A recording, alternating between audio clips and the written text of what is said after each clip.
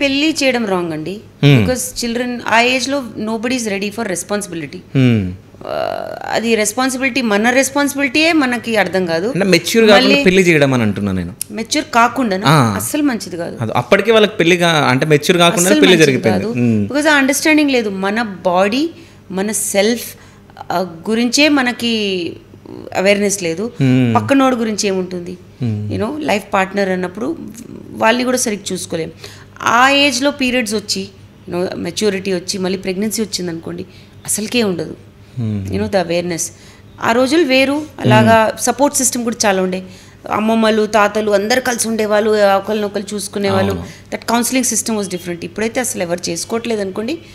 ఊర్లో ఉంది, ఊర్లలో ఇంకా నడుస్తుంది, బట్ మంచిది కాదు. బాడీ రకంగా కూడా వీఆర్ నాట్ రెడీ.